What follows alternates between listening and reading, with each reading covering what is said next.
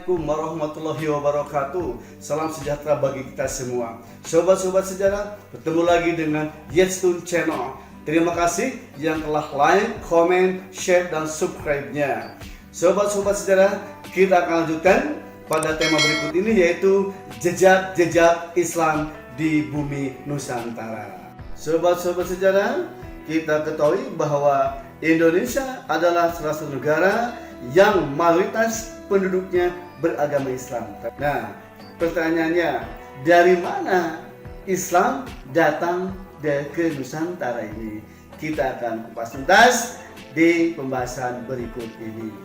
Sobat-sobat sejarah, ada beberapa bukti historis yang menunjukkan bahwa agama dan budaya Islam masuk ke Nusantara. Pertama yaitu bukti secara arkeologis yang ada di dalam negeri, yaitu yang pertama adalah makam Fatimah binti Maimun yang ada di daerah Leran, Gresik, Jawa Timur, yang berangka tahun 1082 atau abad ke-11, di mana batu nisannya telah menggunakan huruf Arab, yaitu kaligrafi bergaya Kufi. Kedua adalah makam Malik Al-Saleh, yaitu seorang raja yang ada di Samudra Pasai tahun 1297. Dan yang ketiga adalah makam Maulana Malik Ibrahim yang ada di Gresik, Jawa Timur, yang berangkat tahun 1419, di mana kedua batu nisan ini telah menggunakan huruf Arab. Sementara sumber yang berasal dari luar, yaitu perjalanan seorang Marco Polo yang berasal dari Italia, tepatnya dari Venesia, di mana dia pernah mengunjungi ke Perlak tahun 1292, di mana pada masa itu masyarakat Perlak telah menganut agama Islam. Sedangkan yang berikutnya adalah perjalanan seorang Ibnu Battuta yang berasal dari Maroko, tiba di Samudra Pasai pada tahun 1345, di mana beliau disambut oleh Raja Samudra Pasai, yaitu Sultan Malik Al-Jahir. Itulah bukti historis masuknya agama dan budaya Islam di Nusantara. Sobat-sobat sejarah, proses masuknya agama dan budaya Islam ke Nusantara ini tidak lepas dari jalur perdagangan antara Arab, India, Malaka, dan Cina, di mana jalur perdagangan ini telah terjalin, telah terbentuk sejak awal abad Masehi, zaman Hindu dan Arab. Nah, sobat-sobat sejarah, berikutnya adalah beberapa teori tentang masuknya agama dan budaya Islam ke Nusantara. Yang pertama adalah teori Gujarat atau teori India, di mana agama dan budaya Islam masuk ke Nusantara dibawa oleh para pedagang Gujarat pada abad ke-13. Siapa yang menguatkan teori ini? Yang pertama adalah Snu Horgon, yang kedua adalah J. Napel. Kedua tokoh ini mengatakan bahwa agama dan budaya Islam masuk ke Nusantara bukan dibawa oleh orang-orang Arab, tetapi dibawa oleh para pedagang Gujarat yang telah masuk dan telah beragama Islam. Dimana tadi katakan bahwa jalur perdagangan antara Arab, India, dan Cina sudah terjalin sejak lama.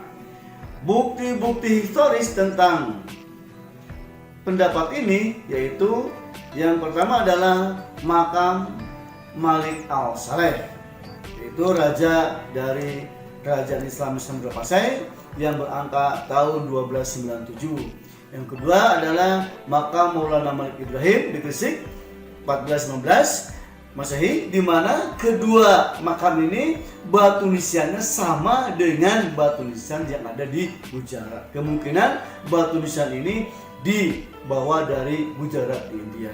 Sementara kelemahan dari teori ini yaitu bahwa masyarakat Samudra Pasai itu menganut mazhab Syafi'i, sedangkan Islam di Gujarat menganut mazhab Hanafi. Yang kedua, kelemahannya adalah ketika proses Islamisasi di Samudra Pasai, Gujarat masih memeluk agama Hindu. Sobat-sobat sejarah, berikutnya adalah teori Mekah atau tiara Arab. Dimana salah seorang yang mengungkapkan tentang teori Mekah atau teori Arab yaitu Buya Hamka. Beliau mengatakan bahwa agama dan budaya Islam masuk ke Nusantara pada abad ke-7 Masehi. Apa bukti-bukti dari teori ini? Yang pertama adalah adanya perkampungan Islam di pantai timur Sumatera yang bernama Barus, di mana perkampungan ini khas perkampungan dari dinasti Umayyah.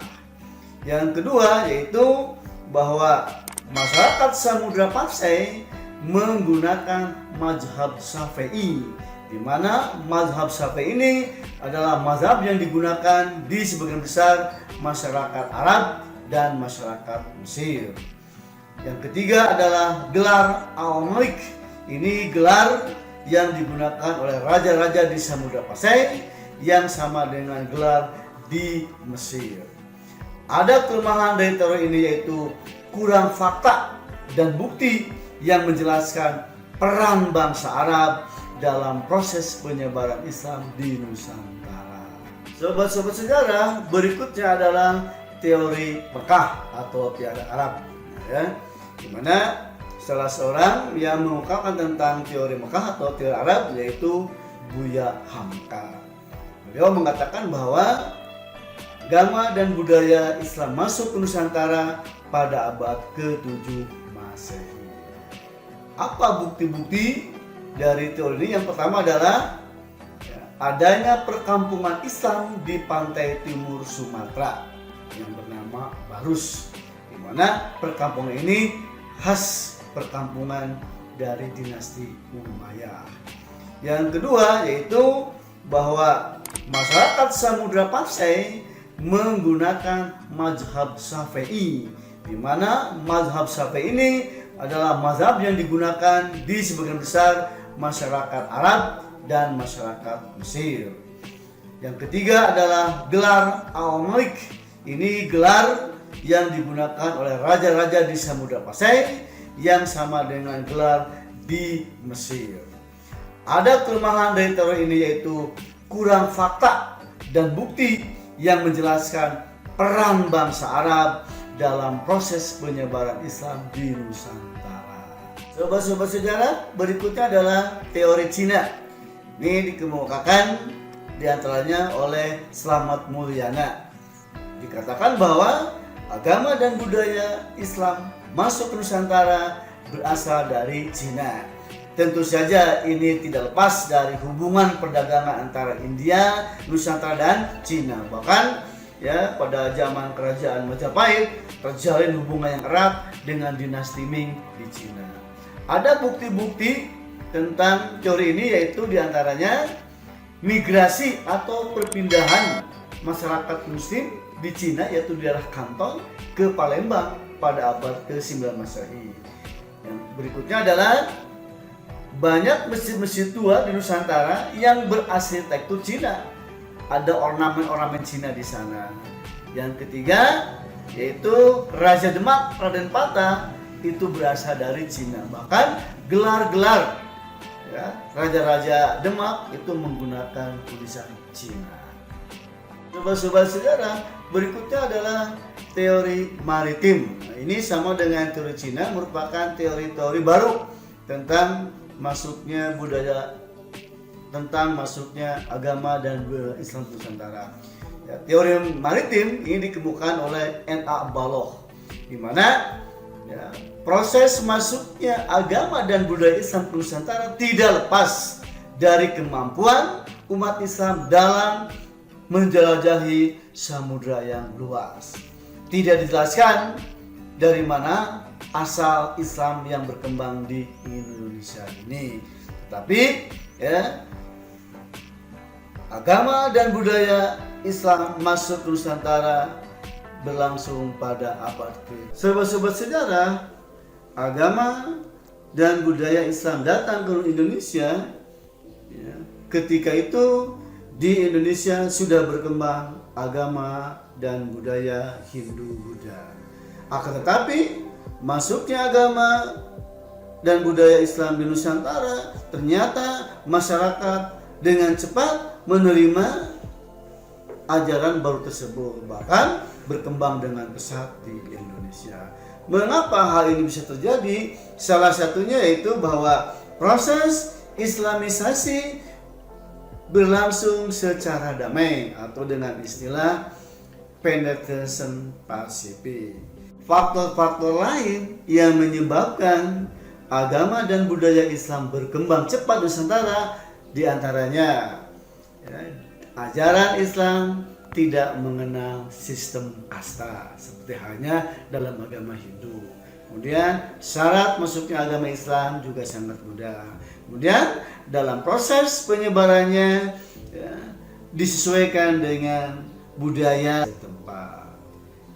Itulah yang menyebabkan agama dan budaya Islam cepat berkembang di Indonesia. Berikut akan kita kupas secara tuntas ya, bagaimana proses Islamisasi di Indonesia. Yang pertama adalah melalui jalur perdagangan. Pembawa agama dan budaya Islam pada masa permulaan adalah para pedagang. Hal ini tentu berkaitan dengan letak dari Kepulauan Nusantara yang menjadi kawasan perdagangan internasional antara Arab, India, dan Cina. Sehingga para pedagang dari Arab, India, dan Cina pasti akan singgah di Nusantara ini. Makanya terbentuknya komunitas masyarakat Islam yang paling awal yaitu di sekitar pesisir pantai, karena ya, jalur perdagangan melalui pelayaran. Sobat-sobat sejarah, berikutnya adalah proses Islamisasi melalui jalur pernikahan. Ini terjadi antara para pedagang atau saudagar Islam dengan wanita-wanita pribumi melalui pernikahan.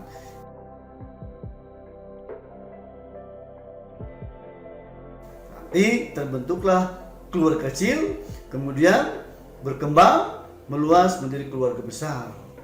Nah, mengapa hal ini terjadi? Karena para pedagang Arab tersebut, para pedagang Islam tersebut tinggal atau singgah di Nusantara ini dalam waktu yang cukup lama, karena harus menunggu angin yang akan membawa kapal-kapalnya mereka untuk kembali ke Arab ataupun India ataupun Cina. Nah, saat menunggu itulah terjadi proses akulturasi sampai dengan proses pernikahan.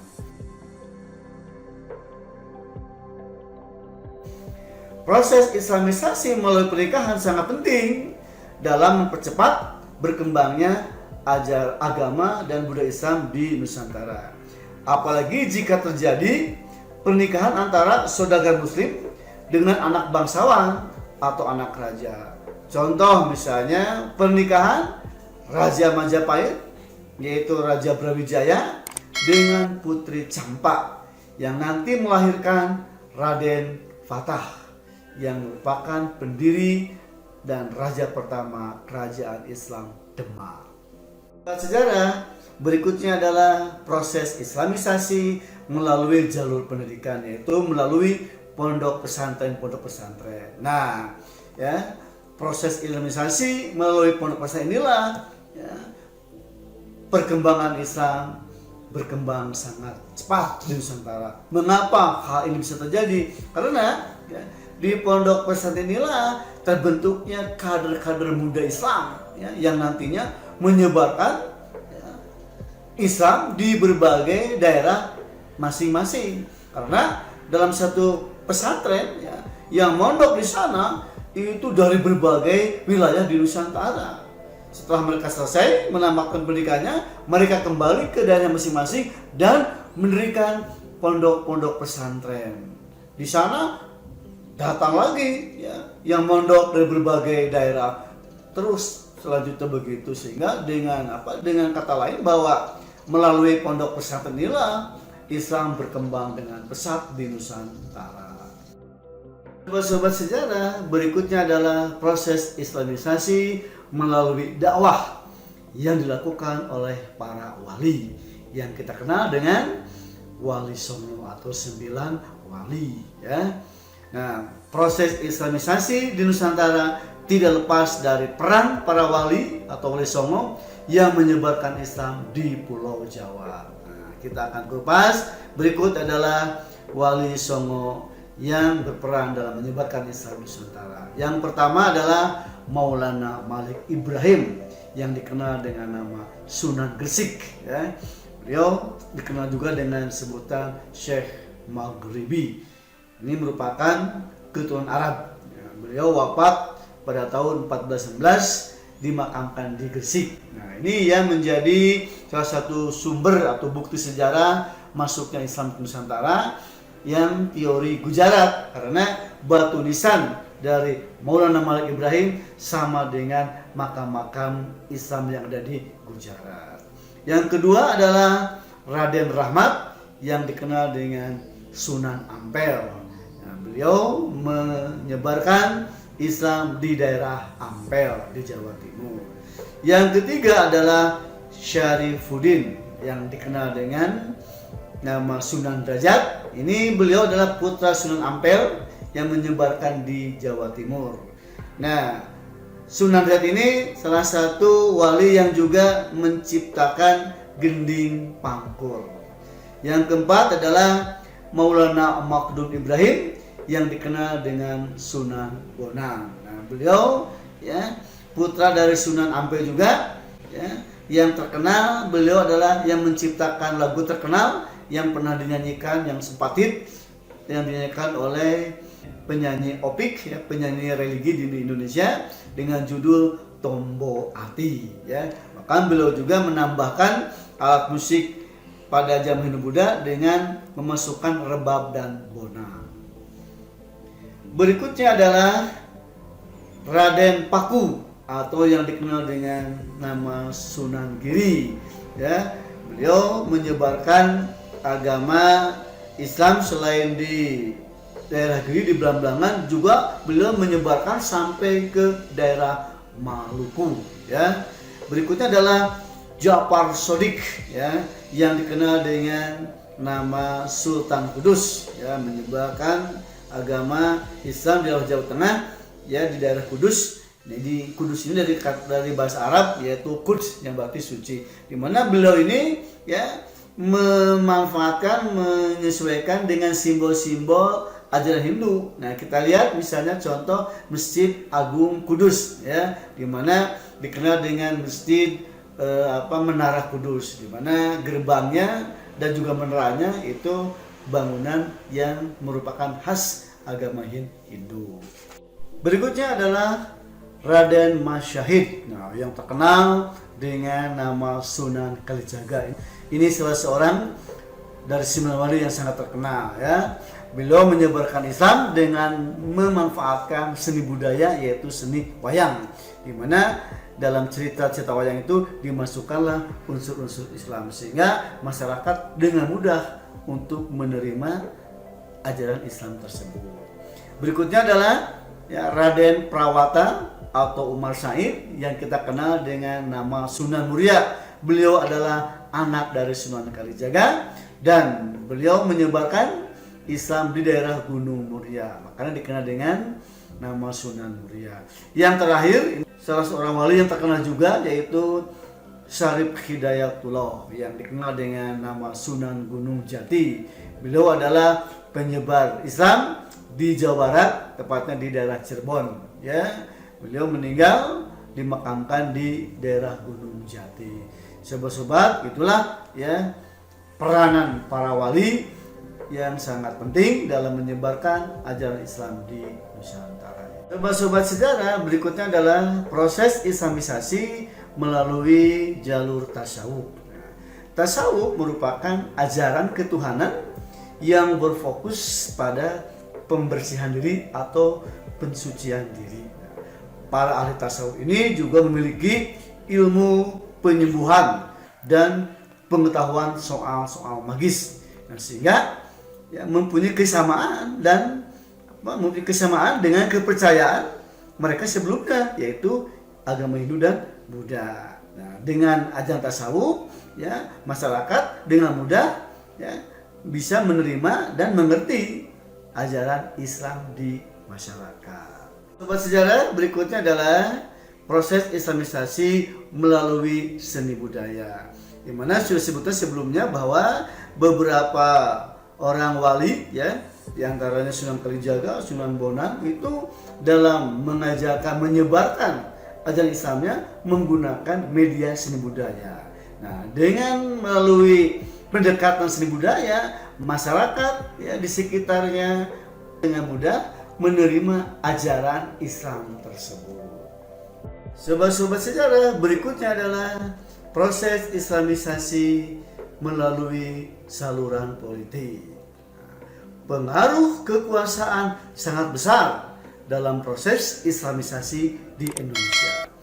Artinya, ketika seorang raja menganut agama Islam, maka otomatis rakyatnya pun akan segera mengikuti jejak sang raja tersebut. Mengapa? Karena rakyat akan patuh terhadap rajanya. Raja merupakan panutan rakyatnya dan raja merupakan teladan bagi rakyatnya. Itulah salah satu pentingnya saluran politik. Sobat sejarah, jauh sebelum kedatangan agama Islam ke Nusantara, di Indonesia telah berkembang agama dan budaya Hindu-Buddha dan kepercayaan lokal yang ada di Nusantara ini. Dengan masuknya agama dan budaya Islam ke Nusantara, maka terjadilah proses akulturasi, yaitu bercampurnya dua budaya yang saling mempengaruhi sehingga melahirkan budaya yang baru, yaitu kebudayaan Islam di Nusantara. Masuknya agama dan budaya Islam ke Nusantara tidak serta-merta ya, kebudayaan Hindu-Buddha dan budaya lokal menjadi hilang. Itulah akulturasi. Sobat sejarah, berikut adalah wujud akulturasi antara agama dan budaya Islam dengan budaya di Nusantara. Yang pertama adalah seni bangunan atau arsitektur. Arsitektur Islam yang menunjukkan akulturasi dengan budaya pra-Islam antara lain, pertama adalah masjid. Masjid, ciri-ciri akulturasi yaitu masjid kuno adalah seperti berikut ini. Ya, pertama, atapnya berbentuk tumpang, yaitu atap yang bersusun semakin ke atas semakin kecil dan tingkatan paling atas berbentuk limas. Jumlah atapnya ganjil 1, 2, atau 5. Dan biasanya ditambah dengan kemuncak untuk memberi tekanan akan keruncingan yang disebut dengan mustaka.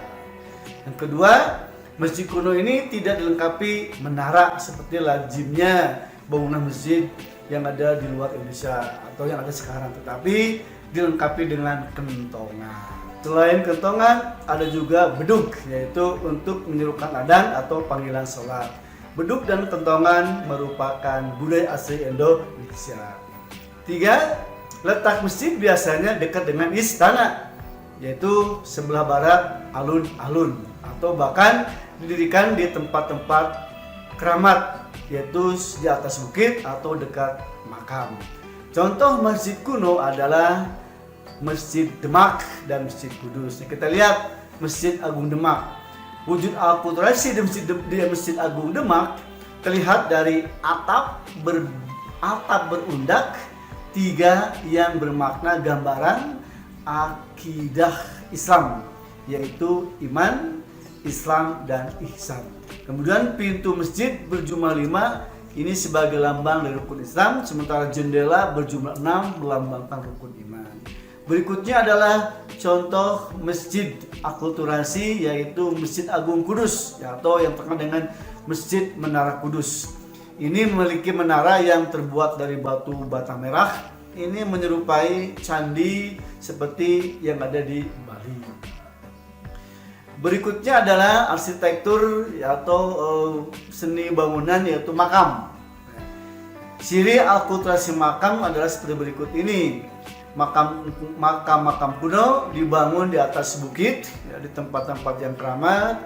Makamnya terbuat dari bangunan batu yang disebut dengan zirat, ya. Nah, nisannya juga terbuat dari batu dengan tulisan Arab, ya. Kemudian, ya, ada cungkup atau kubah, ya. Misalnya makam para wali. Saudara-saudara, berikutnya adalah akulturasi di bidang seni budaya. Nah, pengaruh Islam tampak dalam berbagai bentuk kesenian, ya. Di antaranya yaitu seni tari. Nah, ya, terdapat akulturasi budaya Islam dengan budaya lokal dalam bidang seni tari di Indonesia. Ya, di antaranya yang pertama yaitu tari sedati. Tari sedati yang berasal dari provinsi Aceh, ya, adalah contoh. Tari ini adalah contoh pengaruh Islam dalam bidang seni. Dalam tari sedati, para penari menyanyikan lagu tertentu yang isinya berupa sholawat untuk para nabi. Nama lainnya adalah saman, yang berarti 8, karena permainan ini pada awalnya dilakukan oleh 8 pemain. Itulah tari sedati. Kemudian ada lagi tari zafin, ya. Tari Japin juga termasuk salah satu tari yang mendapat pengaruh dari budaya Islam, ya, tepatnya dari Arab, Persia, dan India sejak abad ke-13. Tarian tradisional ini bersifat edukatif dan menghibur, ya, digunakan sebagai media dakwah Islamiyah melalui syair lagu Japin yang didendangkan. Musik pengiringnya terdiri dari atas 2 alat yang utama, yaitu alat musik gambus, ya, yang dipetik, ya, dan 3 buah alat musik tabuh gendang kecil yang disebut dengan marawis atau marawis, ya. Itulah salah satu akulturasi di bidang seni budaya di bidang tari, ya. Berikutnya adalah ini salah satu seni, ya, yang sangat menegangkan, ya, yang memiliki penyakit jantung, itu jangan melihat, yaitu seni tradisional yang berasal dari daerah Banten yang kita kenal istilah seni debus, ya. Debus ini diyakini sebagai kesenian asli masyarakat Banten, berkembang sejak masa-masa awal munculnya Islam di Nusantara, yaitu pada masa pemerintahan Sultan Maulana Hasanuddin, ya, yang dikenal juga sebagai pendiri kerajaan Banten. Debus menjadi salah satu sarana penyelenggaraan agama Islam. Pertunjukan debus ini diawali dengan nyanyian atau pembacaan ayat-ayat tertentu dalam Al-Quran serta sholawat, ya, untuk para nabi. Dewasa ini debus sebagai seni bela diri banyak dipertontonkan untuk acara kebudayaan atau upacara adat, ya. Cuman, ya, ingat jangan meniru pertunjukan ini karena harus dilakukan oleh seorang yang profesional. Sobat-sobat sejarah, berikutnya adalah akulturasi dalam bidang sastra, ya. Seni sastra yang berkembang pada awal periode Islam adalah seni sastra yang berasal dari perpaduan sastra pengaruh Hindu-Buddha dan sastra Islam. Wujud akulturasi dalam seni sastra tersebut terlihat dari tulisan atau aksara yang dipergunakan, yaitu menggunakan huruf Arab Melayu atau Arab gundul. Dan isi ceritanya juga ada yang mengambil hasil sastra yang berkembang juga pada zaman Hindu, ya. Bentuk berikutnya adalah contoh karya sastra akulturasi pada zaman Islam. Di antaranya yaitu hikayat. Hikayat ditulis dalam bentuk gancaran atau karangan bebas atau prosa. Hikayat merupakan kisah perseorangan yang diangkat dari tokoh-tokoh terkenal yang hidup pada masa itu seperti Hikayat Hang Tuah, Hikayat Panji Semirang, Hikayat Bayan Budiman, dan yang lainnya. Karya ini mendapat pengaruh dari budaya Persia. Contoh lain dari hikayat yang terkenal yaitu Hikayat 1001 Malam. Hikayat Amir Hamzah, Hikayat Pandawa 5, itu kan jelas ada pengaruh Hindunya, dan Hikayat Sri Rama. Ya. Selain hikayat, berikutnya adalah babad. Babad merupakan suatu karya sastra yang di dalam masyarakat tradisional dan lingkungan kebudayaan Jawa. Babad termasuk dalam jenis historiografi tradisional dengan ciri utama bercampurnya unsur sejarah dan dongeng. Sebagai contoh dari babad yang terkenal yaitu babad Tanah Jawi, ya, babad Cirebon dan sebagainya. Berikutnya adalah suluk. Nah, ya. Suluk ini merupakan kitab yang berisi ajaran tasawuf. Contoh diantaranya Suluk Sukarsa yang berisi tentang Ki Sukarsa yang mencari ilmu sejati untuk mendapatkan kesempurnaan hidup. Suluk berisi tentang kumpulan nasihat Sunan Bonang kepada seorang yang bertubuh kecil, bekas abdi dalam atau punggawa di Kerajaan Majapahit. Berikutnya yaitu selain tadi hikayat, babad, suluk, ada juga tambo, primbon dan lain sebagainya. Itulah ya akulturasi di bidang sastra. Sobat-sobat sejarah, berikutnya adalah akulturasi di bidang politik atau sistem pemerintahan. Masuknya agama dan budaya Islam Nusantara ya diikuti dengan munculnya kerajaan-kerajaan yang bercorak Islam seperti Samudra Pasai, Demak, Malaka dan lain sebagainya. Secara perlahan menggantikan kerajaan-kerajaan yang bercorak Hindu-Buddha. Ya, dipimpin oleh seorang raja yang bergelar sultan atau sunan, ya, dan dapat juga dikatakan sebagai seorang wali. Jika rajanya meninggal dunia, tidak dimakamkan di candi seperti yang dilakukan oleh pemeluk agama Hindu-Buddha, melainkan dimakamkan secara syariat Islam.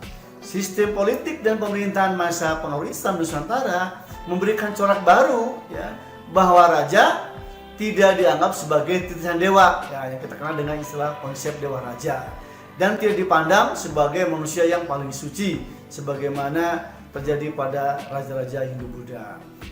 Untuk itu, dalam masalah agama bahkan muamalah lainnya, seorang sultan atau raja akan didampingi oleh seorang ulama, ya, atau disebut dengan mufti kerajaan yang memberikan arahan dalam setiap kebijakan raja atau sultan. Berikut sobat-sobat sejarah, berikutnya adalah akulturasi dalam bidang pendidikan. Ya. Pada masa berkembangnya Islam Nusantara, pendidikan dilaksanakan di sebuah pondok pesantren. Pesantren adalah sebuah asrama tradisional pendidikan Islam. Di dalamnya ada siswa yang mondok, ya, tinggal bersama untuk belajar ilmu keagamaan di bawah bimbingan seorang guru yang disebut dengan kiai atau ustaz. Asrama siswa berada dalam komplek pesantren. Kiai juga tinggal di dalam komplek pesantren tersebut. Ya, dalam dunia pendidikan Islam telah diterapkan model pendidikan di mana proses pendidikan dilakukan di bangunan khusus dekat masjid yang digunakan anak-anak sampai dengan orang dewasa. Sobat-sobat sejarah, berikutnya adalah akulturasi di bidang sosial. Dalam bidang sosial, pengaruh Islam yang berkembang pesat membuat masyarakat banyak yang memeluk agama Islam.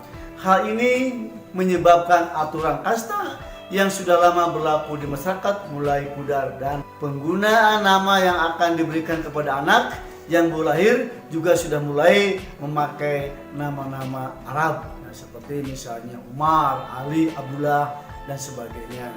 Ya, kemudian banyak juga, ya, bahasa-bahasa atau kosakata yang diambil dari bahasa Arab. Contohnya misalnya berkah, rahmat, rezeki, ibadah dan sebagainya. Itulah, ya, pengaruh akulturasi Islam di Nusantara dan bidang sosial.